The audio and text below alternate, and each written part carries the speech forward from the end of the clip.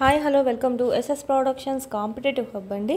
ఈ వీడియోలో మనము మెయిన్ ఇప్పుడు న్యూ సిలబస్ సైకాలజీ సంబంధించి ఏదైతే జాయిన్ అయిందో మెయిన్గా మనకైతే కనిపించేది ఓకే గిజుబాయి బదేకా సంబంధించి ఇంకా మనకు ఏఎస్ నీల్ అండి. ఏఎస్ నీల్ మనకు న్యూగా ఇచ్చినటువంటి చూసినట్టయితే ఏఎస్ నీల్ గారి గురించి, నెక్స్ట్ టోటోచాన్ టోమో పాఠశాల బోధనా తత్వం గురించి ఇవ్వడం జరిగింది.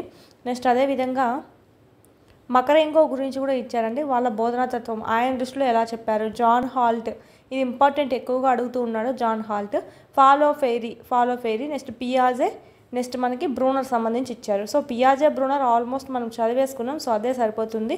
ఇక్కడ మన గిజుబాయి నుంచి వీళ్ళని చూసినట్టయితే ఇది ఇంపార్టెంట్ అండి, అడుగుతారు. ఈసారి న్యూ సిలబస్లో చేర్చారు కాబట్టి కంపల్సరీ అడిగే అవకాశం అయితే ఉంటుంది, చూసుకోవాలి వీళ్ళ గురించి. ఈ 6-7 వాటల్లో నుంచి కంపల్సరీ ఒక బిట్ గ్యారంటీ. చూడబోయే ముందు మన ఛానల్ ఎవరైనా ఫస్ట్ టైం చూస్తుంటే కంపల్సరీ సబ్స్క్రైబ్ చేసుకోండి. ఇలాంటి మరిన్ని వీడియోస్ అన్నీ మీకు నోటిఫికేషన్గా రావడం జరుగుతుంది. ఈ న్యూ టాపిక్స్ ఏవైతే ఉన్నాయో అవన్నీ మీకు యూట్యూబ్లో ఫ్రీగానే పెట్టాం, చూడండి. మనకి ఏం సిలబస్ ఏం పెద్దగా చేంజ్ కాలేదు, ఓన్లీ 7-8 టాపిక్స్ మాత్రమే మనకు చేంజ్ అయ్యాయండి.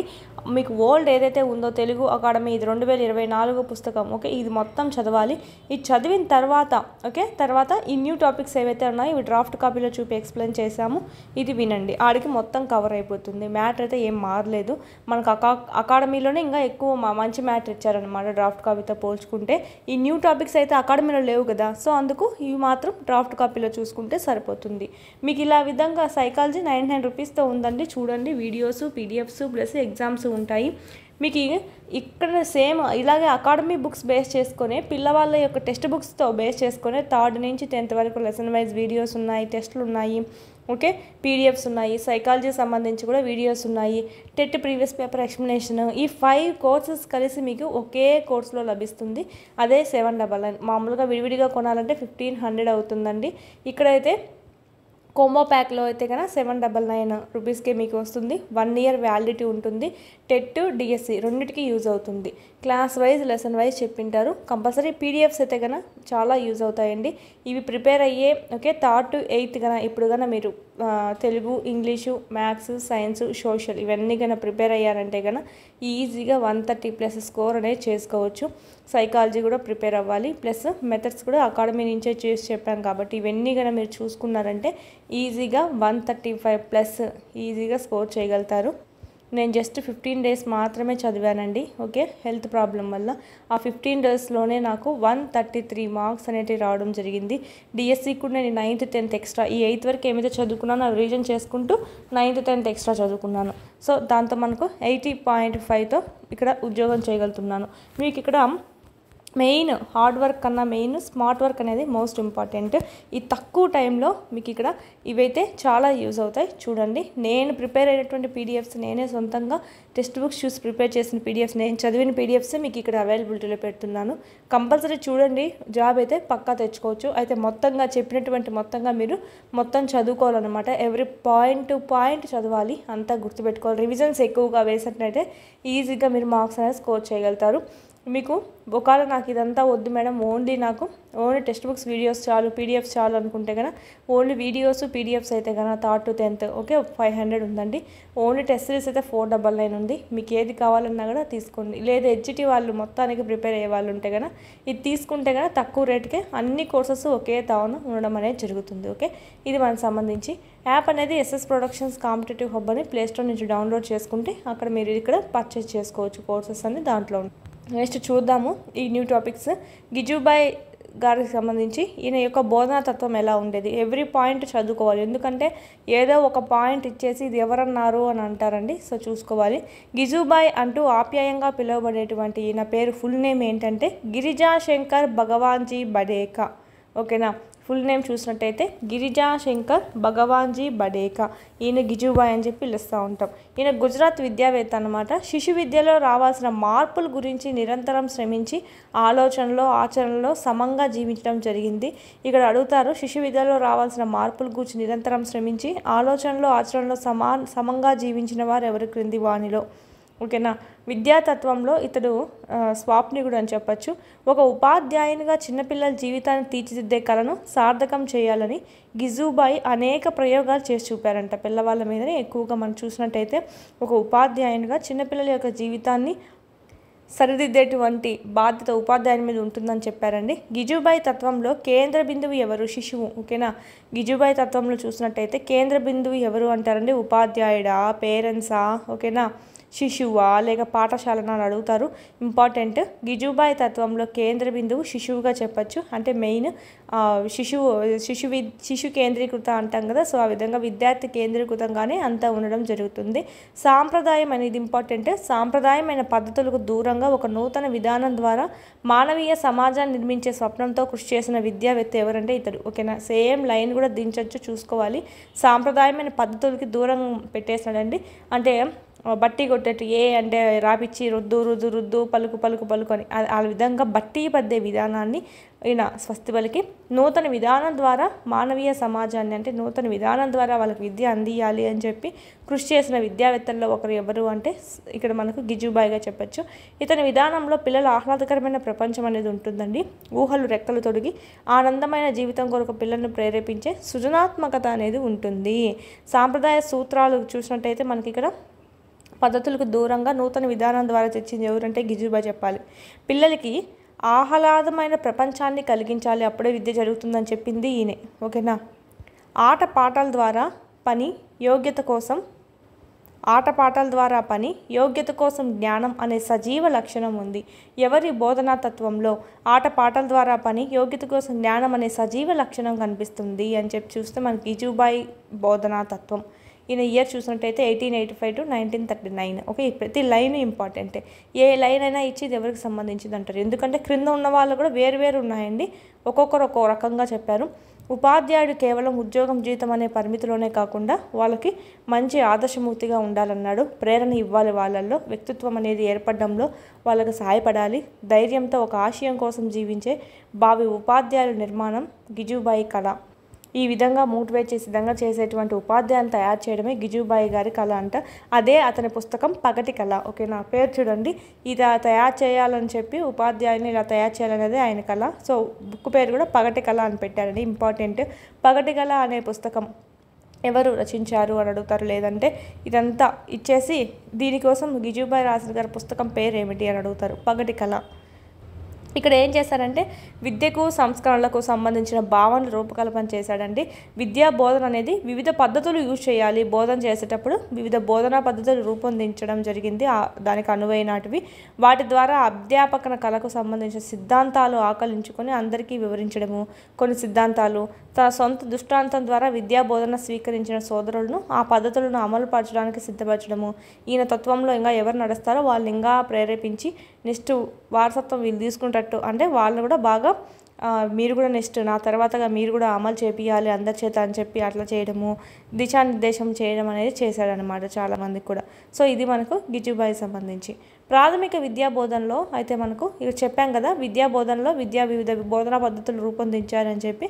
ఈ ప్రైమరీలో అయితే కనుక సంభాషణ పద్ధతి, ప్రశ్నోత్తర పద్ధతి, భాగస్వామ్య పద్ధతి, నాటకీయ పద్ధతి, సమీకృత అంశిక పద్ధతి, సైద్ధాంతిక పద్ధతి, ఉదాహరణాత్మక పద్ధతి, ఓకే, ఇలాంటి అనేక పద్ధతులు సూచించారు. ఇవన్నీ సూచించింది ఎవరంటే మనకు గిజుబాయి బదేకా. ఉపాధ్యాయుడు విద్యార్థుల స్వతంత్ర ఆలోచనలకు సృజనాత్మకతకు అవకాశం కల్పిస్తూనే స్వావలంబన దిశగా కృషి చేస్తూ విశాల దృక్పథం కలిగి ఉండాలి అని చెప్పాడు. ఉపాధ్యాయుడు ఎలా ఉండాలి అనేది చెప్పాడు ఇక్కడ. స్వతంత్రంగా ఆలోచన కలిగి ఉండాలి, సృజనాత్మకత అవకాశం కల్పించాలన్నమాట పిల్లల దగ్గర నుంచి అయినా సరే. స్వావలంబన దిశగా కృషి చేస్తూ విశాల దృక్పథం అనేది కలిగి ఉండాలి. పిల్లవాళ్ళు మంచిగా ఓకే మన మీద మనకు నమ్మకం ఉండాలి, పిల్లవాళ్ళ మీద నమ్మకం ఉండి వాళ్ళని సరైన దారిలో పెట్టేటట్టు చేయాలన్నమాట.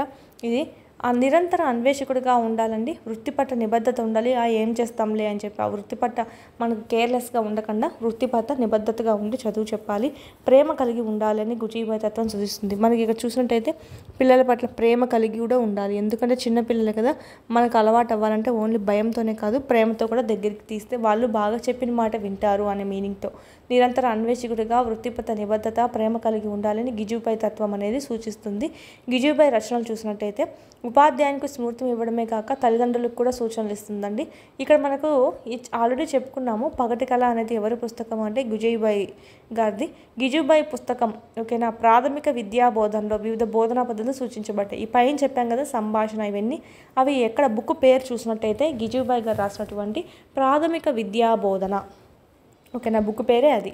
మనకి ఇక్కడ అడుగుతాడండి, ఇక్కడ మనకి పగటి కళ అని ఇస్తాడు, ప్రాథమిక విద్యా బోధన అని ఇస్తాడు. దాంట్లో ప్రాథమిక స్థాయిలో పిల్లవాళ్ళకి ఏ పద్ధతుల్లో చెప్పాలి, ఈ సంభాషణ ప్రశ్నోత్తరం ఇవన్నీ ప్రవేశపెట్టాడు. ఏ బుక్లో ఇదంతా మ్యాటర్ ఉందని అడుగుతాడు, అది చూసుకోవాలి. ప్రాథమిక విద్యా బోధన అనే పుస్తకంలో వివిధ బోధనా పద్ధతులు సూచించాడు అన్నమాట.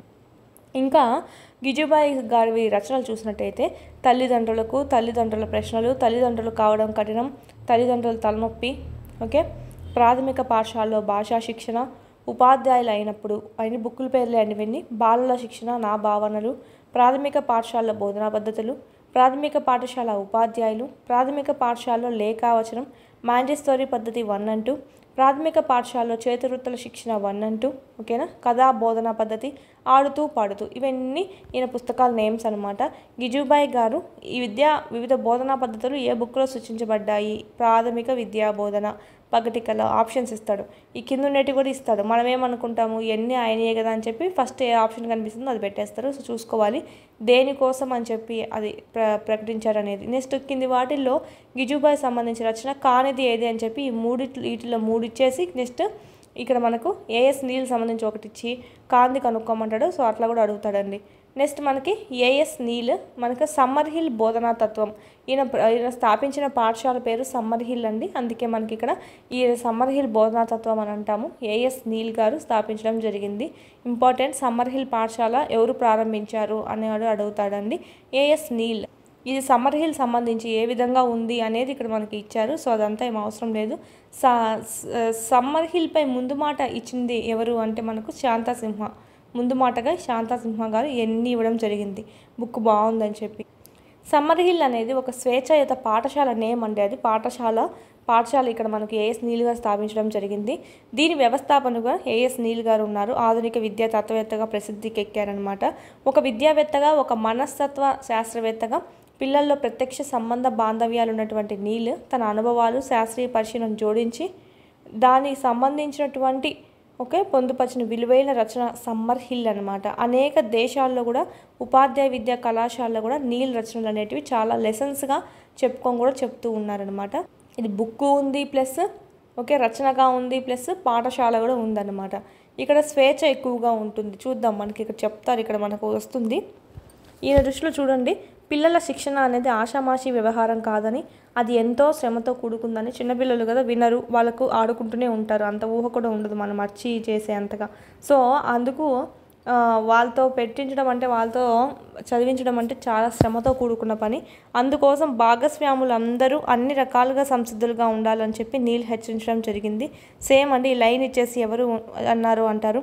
ఇంగ్లాండ్లోని సఫోక్ నందు 1921లో ప్రారంభించబడింది. తదుపరి లిస్టన్కు మార్చబడి 40 ఏళ్ళు నడపబడిన చిన్న బడినే సమ్మర్ హిల్ అనమాట.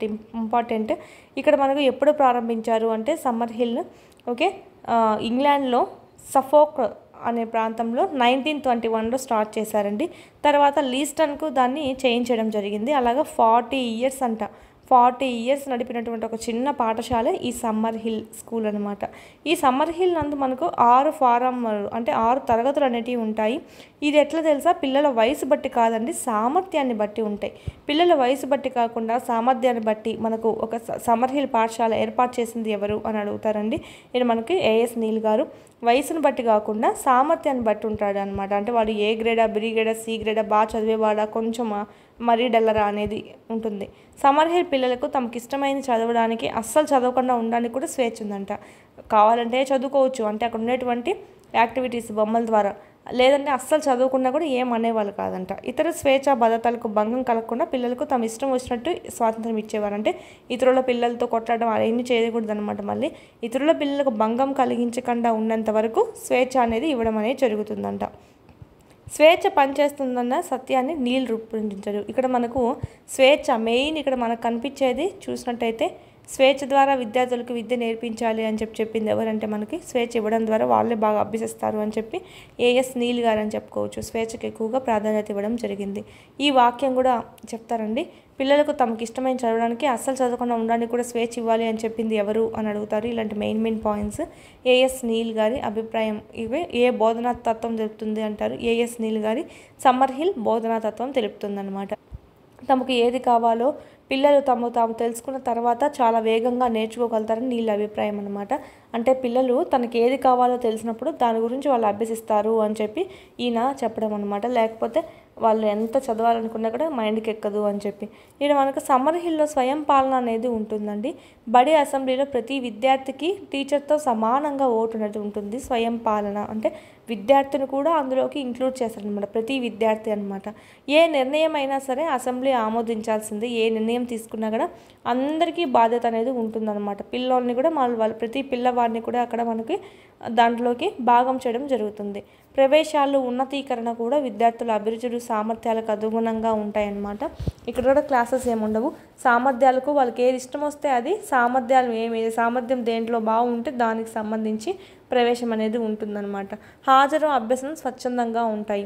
నువ్వు కంపల్సరీ రావాలి అట్లా ఏం లేదు. అభ్యసనం కూడా స్వచ్ఛందంగా ఉంటుందంటే మనకి డిపెండెంట్ కాకుండా ఇండిపెండెంట్గా ఉంటుంది అని మన ఇష్టం. అందుకే ఫస్ట్లోనే చెప్పారు వాళ్ళు, నువ్వు ఇది చదవాలి అది చదవాలి అని అయితే ఏం రూల్స్ అనేవి ఉండవంట.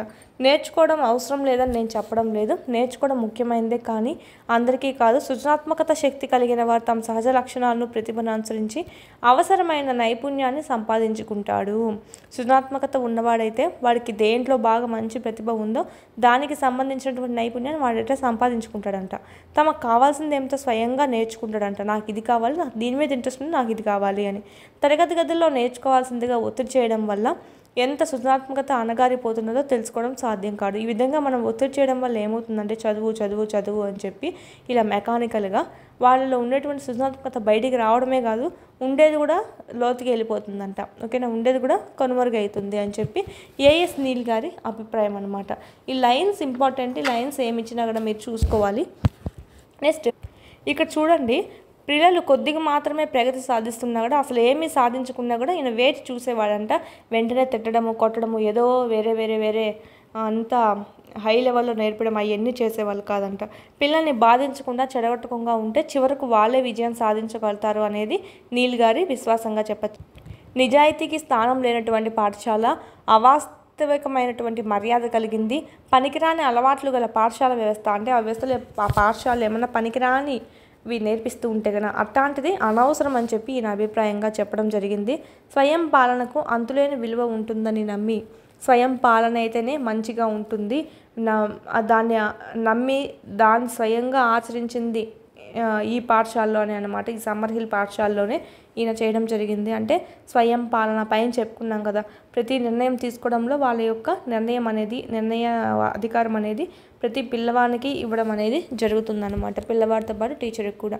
నెక్స్ట్ సాంప్రదాయ సూదాన్యతకు ప్రాధాన్యత ఇవ్వడం కాకుండా విద్యార్థుల సంతోషానికి స్వేచ్ఛకు అధిక ప్రాధాన్యం ఇవ్వడము ఇంపార్టెంట్. విద్యార్థుల యొక్క స్వేచ్ఛకి సంతోషానికి అధిక ప్రాధాన్యత ఇచ్చినటువంటి క్రింది వాటిలో ఏది బోధనాతత్వం అంటే ఏఎస్ నీల్ గారు సంబంధించి. పెద్దల జోక్యం పెరుగుతున్న కొలది భయము ఘర్షణ వాతావరణం ఏర్పడుతుంది. నేర్చుకునేందుకు అవసరమైన అభిరుచి పొందలేక నిరాసక్తత ఏర్పడుతుంది అని చెప్పి చెప్తున్నాడండి. పెద్దల జోక్యం అనేది ఉండకూడదు. ఎక్కువ పెరిగే కొద్దీ వాళ్ళ భయము ఇదంతా ఘర్షణ ఎక్కువ అయిపోతుందంట. ఈ విధంగా విశ్వసిస్తాడు. స్వీయ నియంత్రణ, స్వీయ శోధన, స్వీయ అభ్యసనకు మార్గదర్శకాలు అవుతాయని ఈ తత్వం యొక్క నమ్మకము. స్వీయ నియంత్రణ, స్వీయ శోధన, స్వీయ అభ్యసనకు మార్గదర్శకాలు అవుతాయి అని చెప్పి క్రింది ఏ తత్వం చెప్పడం జరిగింది, లేక ఏ తత్వం యొక్క నమ్మకం అని అడుగుతారు. ఇది చూడండి, స్వీయంగా నియంత్రించుకోవడము, స్వయంగా మనమే శోధించడం అన్నమాట. ఓకేనా, ఇవి మనకు ఏఎస్ నీల్ గారు సంబంధించి బోధనా తత్వం అండి. నెక్స్ట్ ప్రొఫెసర్ శాంతసింహ గారు చేసినటువంటి వాటి గురించి చూసినట్టయితే తన గురించి ప్రముఖ సామాజిక కార్యకర్తగా చెప్పచ్చు. పద్మశ్రీ అవార్డు గ్రహించిన వారు, జాతీయ బాలల హక్కుల commission chairperson, Ramon Magsaysay award గ్రహీతగా కూడా చెప్పచ్చు అండి. నీల్ గారి రచనలు చూసినట్టయితే టాకింగ్ ఆఫ్ సమ్మర్ స్కూల్ పేరులోనే ఉంది మనకు సమ్మర్ స్కూల్ అని చెప్పి. మనకు ఈ స్కూల్ నేమ్ కూడా మనం చెప్పుకున్నాం, సమ్మర్ హిల్ అని చెప్పి. A Dominie's log book the problem family, the free child, స్వీయ చరిత్ర, the last man alive, the problem teacher. Okay, hearts not heads, వాళ్ళ చిన్న హృదయాలు ఓన్లీ తలకాయలు కాదు అన్నట్టుగా. The problem child, the problem child, the problem child, the problem parent. ఇవన్నీ books చూడండి అంతా ఇంగ్లీష్లోనే ఉన్నాయి ఎక్కువగా. సమ్మర్ హిల్స్ అని చెప్పి ఇలా మనకు కొంచెం చూడండి ఎలా ఉంటుందో, వాళ్ళ స్వేచ్ఛకు ప్రాధాన్యత ఇచ్చేలా ఉంటుంది. అలాగా వచ్చిందంటే కన్నా అది నీల్ గారి రచనలు. నీల్ గారి రచనలు ఫస్ట్లో మనం చూసుకున్నాం, ఎవరికి గిజుబాయి రచనలు కూడా చూసుకోవాలి. నెక్స్ట్ మనకి టోటో-చాన్ టోమో పాఠశాల బోధనా తత్వం. టోమో పాఠశాల, ఇప్పుడు మనం సమ్మర్ హిల్ పాఠశాల చూసాం కదా, అట్లాగా టోటో పాఠశాల అనమాట. జపాన్ రచయిత్రి అయినటువంటి టెట్సుకో కొరియనాగ్ని అనేటువంటి తన చిన్నపాటి టోమో ఎలిమెంటరీ పాఠశాలలోని అనుభవాలను అక్షర రూపంలో ఉంచి కథలాగా చెప్పడం జరిగింది. అమ్మాయి అనమాట చెప్పి ఉంచినటువంటి బాలిక కథే టోటో-చాన్ అనమాట. కథ పేరు మనకు టోటో-చాన్ పెట్టుకున్నారు, మనకి జపాన్ కాబట్టి సో అలా ఉంది నేమ్ డిఫరెంట్గా. టోటో-చాన్ పొందిన అనుభవాలు 80 ఇయర్స్ కూడా ప్రపంచవ్యాప్తంగా ఎంతోమంది ఉపాధ్యాయులకి తల్లిదండ్రులు కూడా స్ఫూర్తినిచ్చాయంట. అప్పటి పిల్లలు అవసరాలే ఇప్పటి బాలలు తీరని అవసరాలుగా మిగిలిపోవటమే. ఇలాగా చాలా ఫేమస్ అవ్వడానికి కారణం ఏంటంటే అప్పటి పిల్లల అవసరాలే ఇప్పటి బాలల తీరని అవసరాలుగా మిగిలిపోవడం. కొబయాషియే స్థాపించబడినటువంటి టోమో పాఠశాల ఎవరు స్థాపించారు? కొబయాషియే. ఇది పాఠశాల స్టార్ట్ చేయడం జరిగింది. తనకి ఇచ్చినటువంటి అనుభవాలను ఒక అమూల్యమైన బహుమతిగా రచయిత్రి పేర్కొంటూ కొబయాషిని ఇలా ప్రశంసించడం జరిగిందంట. రాసింది ఎవరు? జపాన్ రచయిత్రి అయితే కొరియనాగ్ని. ఈ పాఠశాల స్థాపించింది అయితే కొబయాషిచే. ఓకే, ఇక్కడ మనకు ఆయన చేత ప్రారంభించబడినది ఈ గమనించి రాస్తారు కదా, సో ఆ విధంగా రాయడం జరిగింది. నేను ఈ పుస్తకంలో కొబయాషి విద్యాబోధనలో అమలుపరిచిన పద్ధతులు చెప్పడానికి ప్రయత్నించాను. పిల్లలు సహజంగా మంచివాళ్ళుగా ఉంటారని, చెడు వాతావరణంలో చెడ్డవాళ్ళ సంరక్షణలో పెరగడం వల్లే వాళ్ళకి చెడు అలవాట్లు వస్తాయని చెప్పాడనమాట. ఇంపార్టెంట్ చూడండి, ఒక్కొక్క లైన్ ఒక్కొక్క బోధన తత్వం చెప్పారు. మంచి వాళ్ళే ఉంటారు పిల్లవాళ్ళందరూ, ఆ ఉన్నటువంటి వాతావరణం చుట్టుపక్కల ఉన్నటువంటి పర్సన్స్ వల్లే వాళ్ళు చెడ్డవాళ్ళగా మారుతారు అని చెప్పారు. పిల్లల్లో ఉండే మంచితనాన్ని వెలికి తీసి వికసింపజేయడమే ఆయన ప్రధాన ఉద్దేశంగా చెప్పడం జరిగింది. వాళ్ళ వ్యక్తిత్వాలు తీర్చిదిద్దడమే ఆయన యొక్క ఆశయం. టోమో లాంటి పాఠశాలలు ఈనాడు ఉంటే సమాజంలో ఇంత హింస అనేది ఉండేది కాదు అని చెప్తున్నారండి. బడి మానేసే పిల్లల సంఖ్య కూడా ఇంత ఉండేది కాదంట. బడి మానేసే వాళ్ళని ఎక్కువ మంది బడికి వచ్చే ఆసక్తి చూపించిండు అని. టోమోలో బడి అయిపోయాక కూడా పిల్లలకు ఇంటికి పోవాలనిపించేది కాదంట. ఆ స్కూల్ వాళ్ళు ఎలా డిజైన్ చేశారంటే కరికులం కానీ అంతా అసలు స్కూల్ టైం అయిపోయినా కూడా పిల్లలకి ఇంటికి పోవాలనిపించేది కాదంట. తెల్లారితే కూడా బిన్నా వచ్చేసేవాళ్ళంట, పొద్దున ఉదయం కూడా బిన్నా వచ్చేసేవాళ్ళంట. అటువంటి బడే టోమో పాఠశాల. మనం మెయిన్ పైన ఏం చూసుకున్నాము? స్వేచ్ఛ. మెయిన్ ఇక్కడ మనకి ఈ సమ్మర్ హిల్లో అయితే మనం ఇక్కడ స్వేచ్ఛ ఎక్కువగా ఉంటుంది, సంతోషం ఎక్కువగా ఉంటుంది, సృజనాత్మకతకి ఎక్కువ ప్రాధాన్యత ఇస్తారని చెప్పి చూసుకున్నాము. ఇక్కడ చూడండి, ఇక్కడైతే మనకు ఈ పాఠశాల అనేది స్వేచ్ఛకు, సమానత్వానికి, సహజత్వానికి ప్రాధాన్యత ఇచ్చిందనమాట. ఓకేనా, ఇంపార్టెంట్ ఇక్కడ. టోటో-చాన్ కథనంలో హీరో ఎవరంటే ఒక బాలిక అని చెప్పచ్చు. తన సహజ ప్రవర్తన అర్థం చేసుకోలేని ఒక పాఠశాల ఆమెను బహిష్కరించిందంట. తన ప్రవర్తన కొంచెం వింతగా ఉండేది. ఆ వింతగా ఉండేటువంటి ప్రవర్తన చూసి ఆ పాఠశాల తనని వెలివేయడం జరిగింది. ఈ రచయిత్రి బహిష్కరణ కారణాలు ఏంటివంటే హృదయంగా చిత్రిస్తూ రాతి బలను పదే మూస్తూ ఉండేదంట. తీయడము, కిటికీల దగ్గర నిలబడి మేళగాలను పిలుస్తూ ఉండడము, ఇలాంటివి చేస్తూ ఉండేది. అందుకే ఇలా ఏదో వింతగా ఉంది ప్రవర్తన అనేది వీళ్ళు డిస్మిస్ చేయడం జరిగింది. పిల్లలు ఎంత సున్నితంగా ప్రవర్తిస్తారో కళ్ళకు కట్టినట్టు చూపించడం జరిగిందండి ఈ కథనంలో. అయితే మనకు ఒక పాఠశాల ఒక విద్యార్థి జీవితాన్ని ఎంత ఆహ్లాదకరంగా, ఉత్సాహభరితంగా కళ్ళను సాకారం చేయగలదో ఈ కథ ద్వారా టోమో పాఠశాల అనేది నిరూపిస్తుందన్నమాట. ఈ టోటో-చాన్ అనేటువంటి కథ చదివితే మనకి ఇదంతా తెలుస్తుందన్నమాట. కథ ఎలా ఉందనేది ఇక్కడ చెప్పారు. కొబయాషి తన పాఠశాలలో దేనికి ప్రాధాన్యత ఇచ్చాడు ఎక్కువగా అంటే స్వేచ్ఛకు, సమానత్వానికి, సహజత్వానికి ఎక్కువగా ప్రాధాన్యత అనేది ఇవ్వడం జరిగింది. టోటో-చాన్ పాత్ర ద్వారా రచయిత ప్రత్యక్షంగా చూపారండి. అంటే అంగవైకల్యం గల పిల్లలతో, ఇతర మతాల పిల్లలతో, విదేశీ భాషల పిల్లలతో స్నేహం చేయడానికి అవకాశం ఇచ్చినటువంటి కొబియాషి గొప్పతనం అంటే ఇక్కడ మనకి చూసినట్టయితే ఆ పాఠశాలలో మనకు అన్ని వాళ్ళు ఉంటారండి. అంగవైకల్యం గల వాళ్ళు ఉంటారు, ఇతర మతం వాళ్ళు ఉంటారు, విదేశీ నుంచి వచ్చిన విదేశీ భాషలు నేర్చుకున్న వాళ్ళ పిల్లలు కూడా ఉంటారు. అంతా కంబైన్డ్గా మనకు నేర్పించడం జరిగిందంట. ఇక్కడ ఈ కొబియాషి గారు గొప్పతనము, ఈ తెగువ అనేది అంటే అందరినీ ఒకసారి చేర్చి చెప్పడం అనేది అంత మాట అప్పట్లో అయితే అంత మాటలు కాదు. సో ఆ కొబియాషి చేసినటువంటి ఈ పని అనేది ప్రతి ఉపాధ్యాయునికి, ప్రతి పాఠశాలకు స్ఫూర్తిదాయకంగా నిలిచిందంట. ఆయన చెప్పాడు స్వేచ్ఛ ఇవ్వాలన్నాడు పిల్లలకి. ఓకే, ఇస్తాడు. నెక్స్ట్ సమానత్వం అంటే అదే కదా, ఇంకా మనకు అంగవైకల్యంతో, మతాలతో, ఓకే, భాషలతో పని లేకుండా అందరికీ సమానంగా విద్య అనేది అందించడం, అదే పాటించాడు. నెక్స్ట్ ఇది మనకు దీని గురించి ఇటువంటి పాఠశాలను, ఇటువంటి విద్యాతత్వాన్ని కానీ మన పాఠశాలలో చేసినట్టయితే అందరి పాఠశాలలో ఎంతో ఆదర్శప్రాయంగా ఉంటుంది, విద్యార్థుల యొక్క సర్వతోముఖాభివృద్ధికి తోడ్పడుతుంది అని చెప్పడం అయితే జరిగిందనమాట. ఇది టోటో పాఠశాలకు సంబంధించి, టోమో పాఠశాల. ఓకేనా. నెక్స్ట్ మకరెంకో గారికి సంబంధించి చూస్తే ఇది ఇంకా మనకు 3 ఉన్నాయండి. నెక్స్ట్ వీడియోలో చూద్దాం. మీకు యాప్లో మొత్తం క్లాసెస్ ఉన్నాయి. 3rd to 10th classes, test series, PDFs, Telugu academy సంబంధించి సైకాలజీ బుక్ కూడా ఎక్స్ప్లెయిన్ చేస్తున్నాం. దీని నుంచే ఎక్కువగా రిపీట్ అవ్వడం జరిగింది. ఉండే టాపిక్స్ అన్నీ ఇవే చదవండి. న్యూగా ఏమైతే జాయిన్ అయ్యాయో ఇప్పుడు న్యూ డ్రాఫ్ట్ కాపీ చేస్తున్నాం కదా, ఇవి చూసుకుంటే సరిపోతుంది. ముందు మనకేం సిలబస్ ఏం మారలేదు, జస్ట్ ఒక 7-8 టాపిక్స్ జాయిన్ అయ్యాయి అంతే. అవి మాత్రం చదువుకుంటే సరిపోతుంది. మన ఛానల్ ఇంకా ఎవరైనా సబ్స్క్రైబ్ చేసుకుంటే సబ్స్క్రైబ్ చేసుకోండి. మన యాప్ డౌన్లోడ్ చేసుకుంటే మీకు అందులో ఈ కోర్సెస్ అన్నీ ఉంటాయండి. ఏమైనా డౌట్స్ ఉంటే కదా కోర్సెస్ గురించి కింద కామెంట్ సెక్షన్లో కామెంట్ చేయండి.